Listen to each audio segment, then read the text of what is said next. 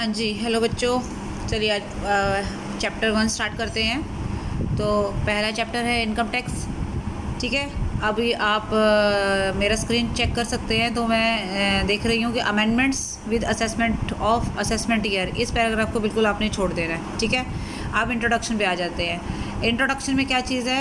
Introduction में यहाँ से इनकम टैक्स जहाँ से लिखा हुआ है और पर्पजेज़, यहाँ पर्पजेज़ तक, तो पर्पजेज़ तक आपको जो बता रखा है वो मैं आपको क्लियर कर देती हूँ।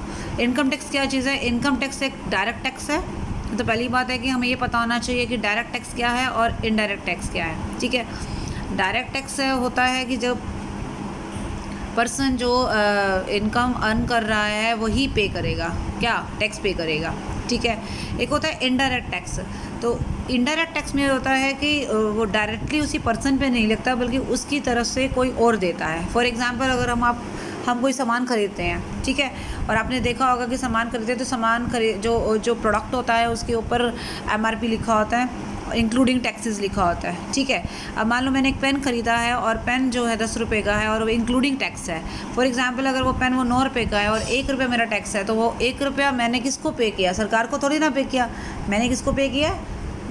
मैंने किया है दुकानदार को पे। अब दुकानदार क्या करेगा? मेरे से टैक्स कलेक्ट करके और वो कहाँ देगा? सरकार को जमा कराएगा 1 रुपया। तो एक तरह से वो टैक्स तो मैंने पे किया, लेकिन मैंने डायरेक्टली पे नहीं किया सरकार को, मैंने पहले पे किया दुकानदार को और दुकानदार ने फिर पे किया उसको। तो वो एक इनडायरेक्ट टैक्स हुआ। तो इसलिए कुछ टैक्सेस डायरेक्ट होते हैं, कुछ टैक्सेस इनडायरेक्ट होते हैं। इनकम टैक्स जो हमारा है वो डायरेक्ट टैक्स है। समझ में आई मेरी बात? अब क्यों कलेक्ट किया जाता है, सवाल ये पैदा होता है। वो इसलिए कलेक्ट किया जाता है क्योंकि ये सरकार की एक इनकम का साधन है। अब सरकार पैसा कहाँ से लाएगी ये बताओ? गवर्नमेंट ने सड़कें भी बनानी हैं, डैम्स भी बनाने हैं, सिक्योरिटी पे भी खर्च करना है, डिफेंस पे खर्चा है, रेलवे पे है, पता नहीं कहाँ कहाँ है। तो सोसाइटी पे जो खर्च करना है या देश की डेवलपमेंट के लिए जो खर्च करना है, और मान लो जैसे गरीब लोग होते हैं, वीकर सेक्शन जो होते हैं, उनको कुछ सब्सिडी देनी है या उनको कुछ हेल्प करनी है, तो वो कहाँ से करेगी? तो वो पैसा कहाँ से लाएगी सरकार? वो पैसा टैक्स के माध्यम से ही लाएगी। ठीक है, तो वो टैक्स कलेक्ट करेगी और उस खर्च को वो और उस पैसे को वो ऐसी जगह खर्च करेगी जहाँ जहाँ ज़रूरत है। समझ में आई मेरी बात? तो इस पैराग्राफ का जो मकसद है ना, यहाँ से और यहाँ तक, वो हमारा आपको समझ में आ गया होगा। अब बात आती है अगले पॉइंट की, हु इज़ लायबल टू पे इनकम टैक्स, कि अब इनकम टैक्स देगा कौन? अब इनकम टैक्स कौन देगा? इनकम टैक्स हर वो पर्सन देगा जिसकी इनकम, ये देखो लिखा हुआ है एवरी पर्सन, हर वो पर्सन जिसकी इनकम, हुज टैक्सेबल इनकम, जिसकी टैक्सेबल इनकम, ये क्लियरली लिखा हुआ है, जिसकी टैक्सेबल इनकम, सिर्फ इनकम वर्ड नहीं है, taxable income for the previous financial year, मतलब पिछले फाइनेंशियल ईयर में एक्सीड करती है, यानी कि ज़्यादा है द मिनिमम टैक्सेबल लिमिट। अब इसका मतलब समझ लीजिए, मान लीजिए मेरी इनकम जो है 5,000 रुपये पर मंथ है, तो साल की मेरी 60,000 हो गई। फॉर एग्जांपल, सरकार कहती है कि 50,000 रुपये तक की इनकम के ऊपर कोई टैक्स नहीं है। अब मेरी तो 60,000 है, तो मुझे क्या करना है? मुझे 10,000 पर टैक्स देना है। समझ में आया? तो एवरी पर्सन, हर वो पर्सन जिसकी इनकम, कौन सी वाली? टैक्सेबल इनकम जो है पिछले फाइनेंशियल ईयर में। अभी इसके बारे में भी मैं आपको बताऊँगी कि प्रीवियस फाइनेंशियल ईयर का मतलब क्या होता है।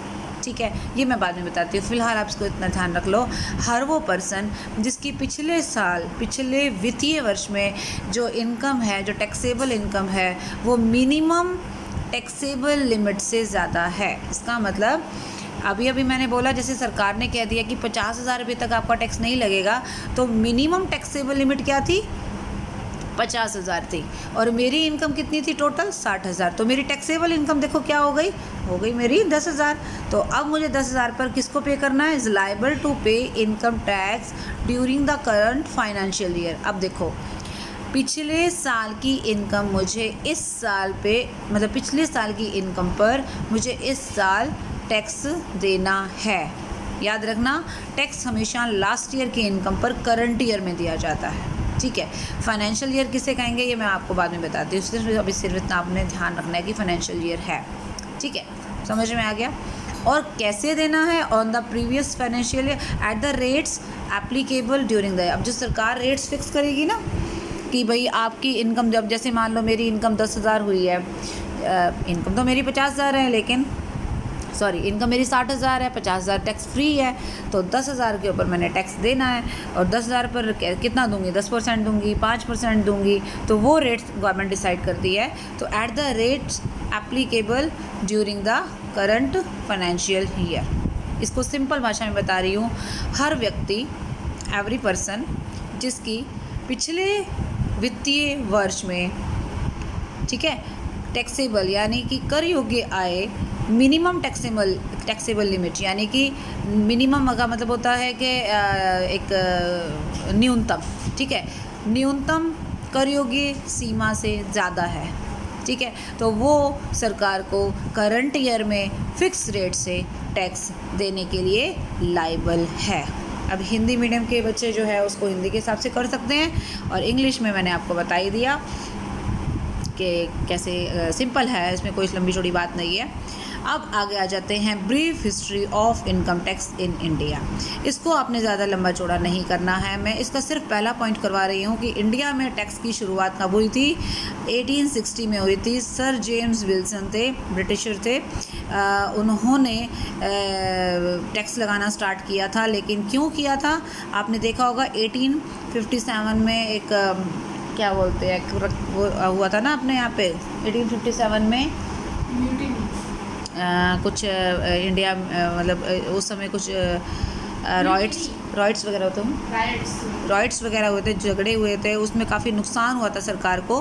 हालांकि उस समय हम आज़ाद नहीं थे ना, तो जो ब्रिटिश गवर्नमेंट थी उसको जो नुकसान हुआ था, उस नुकसान की भरपाई करने के लिए जो है सरकार ने 1860 में टैक्स लगाना स्टार्ट किया, ठीक है। अब आप बिल्कुल लास्ट में एक लास्ट लाइन लिखी हुई है, सिर्फ उसको ध्यान देना कि अब जो फाइनली अभी बीच में ना काफ़ी अमेंडमेंट आए, पर उसको आपको रट्टा मारने की बिल्कुल ज़रूरत नहीं है, ठीक है। तो आपने बस इतना लिखना है कि इनकम टैक्स एक्ट इंडिया में 1961 में, आपको लास्ट में दिखाई दे रही है ये लाइन, इनकम टैक्स एक्ट 1961 में पास किया गया। तो अभी आप जहाँ पे भी देखोगे आपको ये एक्ट नज़र आएगा इनकम टैक्स से रिलेटेड। तो जितने भी इनकम टैक्स के प्रोविज़न हैं वो इसके हिसाब से चलते हैं। हालांकि टाइम टू टाइम इसमें अमेंडमेंट्स होते रहे हैं, मतलब कि संशोधन होते रहे हैं, पर ओरिजिनली यही एक्ट हमारा चल रहा था। ये पेज आपको क्लियर हो गया, ठीक है।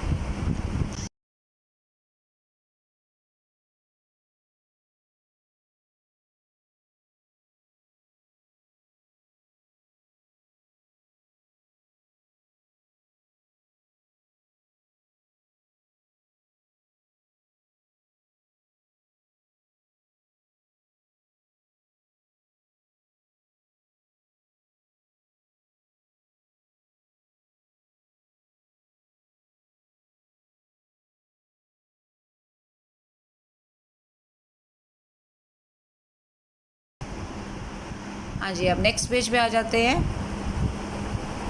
अगर उसको सुनना हो तो उसको वो करना हो तो फाइनल, मतलब हो गया जैसे ओके करना हो तो, मुझे इसको बंद करना हो तो यहाँ क्लिक कर दो।